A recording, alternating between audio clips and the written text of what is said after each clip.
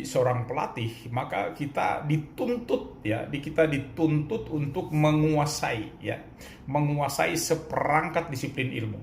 Ya, apa saja di ilmu-ilmu itu? Ya, kalau saya mau menjadi pelatih yang baik, saya harus memiliki falsafah kepelatihan yang baik. Saya juga harus memiliki pemahaman, pengetahuan tentang anatomi.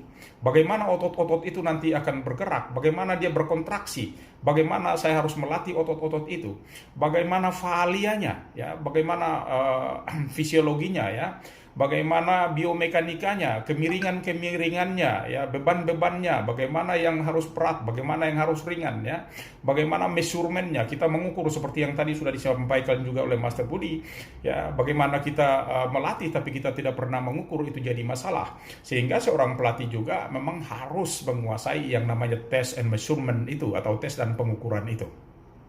Di samping itu kesehatan olahraga seperti yang tadi juga disampaikan oleh Dr. Ferdi, itu semua menjadi hal yang penting. Kita tahu bahwa kita melatih dengan baik, kita mengantarkan atlet sampai juara, tapi kemudian kalau dia cedera kita kebingungan, kita tidak tahu bagaimana harus mengatasinya, bagaimana kita menyiapkan nutrisi-nutrisi yang dikaitkan dengan program latihannya. Kalau saya latihan daya tahan, saya harus makan apa? Kalau saya harus latihan kekuatan, seharusnya saya makan apa? Saya latihan kecepatan, saya harus makan apa?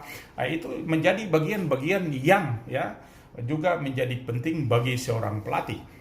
Statistik, mungkin pelatih banyak yang benci, yang nggak suka melihat angka-angka, mendengar kata statistik. Mungkin banyak pelatih juga yang jengkel gitu, tidak suka, antipati gitu. Tetapi kalau kita tidak menguasai statistik, bagaimana kita tahu perkembangan atlet kita dari hari ke hari? Karena bagaimanapun kita harus bisa menghitung, kita harus mengetahui waktu dia mulai berlatih, daya tahannya berapa, kekuatannya berapa, kecepatannya berapa, kelincahannya berapa, koordinasinya berapa, fleksibilitasnya berapa, keseimbangannya berapa. Itu harus semua kita ukur gitu. Kalau kita tidak mengukur, otomatis kita tidak tahu. Dan kalau kita ukur, maka kita harus juga menghitungnya dan mengkalkulasinya, sehingga kita mengetahui bahwa kualitas atlet kita itu berada pada tataran apa. Kondisi fisiknya jelek sekali, ataukah jelek, ataukah sedang, ataukah baik, ataukah memang sudah baik sekali. Itu menjadi bagian-bagian yang nanti akan dihitung oleh seorang atlet yang dikatakan tadi adalah harus atau wajib menguasai yang namanya statistik. Sama juga psikologi. Kita akan mungkin banyak pelatih sudah mengalaminya. Siapa yang mantan atlet pasti sudah merasakan. Siapa juga yang pernah banyak sekali menelurkan atlet-atlet berprestasi pasti sudah akan tahu gitu.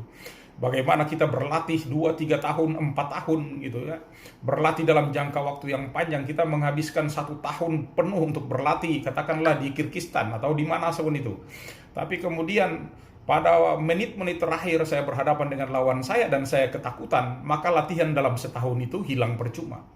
Ini adalah persoalan-persoalan psikologis. Apakah cuma itu? Tidak, banyak sekali. Tapi belum waktunya untuk disampaikan, karena itu akan disampaikan secara terpisah-pisah. Katakanlah juga dengan belajar motorik. Bagaimana kita harus menguasai motorik halus, motorik kasar, ini menjadi hal yang penting. Dan kita pelatih banyak sekali melakukan itu, tapi kita mungkin belum paham bahwa kita sedang melakukan belajar motorik. Banyak orang belajar melalui gerak, tetapi banyak orang juga belajar gerak. Yang kita harus memadukan antara keduanya, bagaimana saya belajar gerak dan bagaimana saya belajar melalui gerak. Itu yang harus dimiliki oleh seorang pelatih. Pedagogi, bagaimana dia menguasai, bukan cuma guru yang menguasai pedagogi, tapi seorang pelatih juga harus memiliki bagaimana prinsip-prinsip melatih yang bagus, bagaimana dia harus melatih yang menarik, bagaimana pelatih yang bisa memiliki dampak yang signifikan terhadap hasil-hasil kepelatihannya. Itu semua yang ada, ada aturan-aturannya. Bagaimana melatih yang baik itu tentu saja ada aturan-aturan mainnya. Maka nanti akan kita jelaskan lebih lanjut, Begitupun dalam terkait dengan ilmu gizi, bagaimana gizi yang tadi diuraikan, Master Colin juga sudah menyampaikan banyak hal sebagai pengalaman-pengalaman yang selama ini ditekuni. Ini menjadi pengalaman yang berharga untuk juga bisa di-sharekan kepada teman-teman kita semua yang ada di sini. Terkait juga dengan sejarah, banyak sekali kita pikir, wah sejarah itu apa gitu. Tapi kalau kita tidak belajar dari sejarah, maka kita tidak pernah tahu masa-masa lalu dengan kelebihan dan kekurangan atlet-atlet kita di waktu lampau. tahu. Itu jarang sekali kita melihat sampai ke arah itu, dan mungkin sejarah merupakan salah satu juga materi yang terisolir ya dari sisi ilmu kepelatihan. Tapi itu tetap akan menjadi hal yang penting buat seorang pelatih, termasuk sosiologi.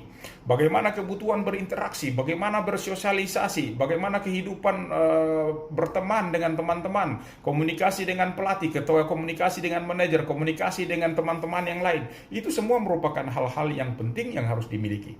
Maka seorang pelatih dalam hal menyiapkan sebuah kepelatihannya secara baik, janganlah mengabaikan kurang lebih ya 13-14 disiplin ilmu ya, yang akan sangat mempengaruhi kita dan akan sangat membantu kita dalam hal proses kepelatihan. Lanjut. Berikut ya, kalau kita melihat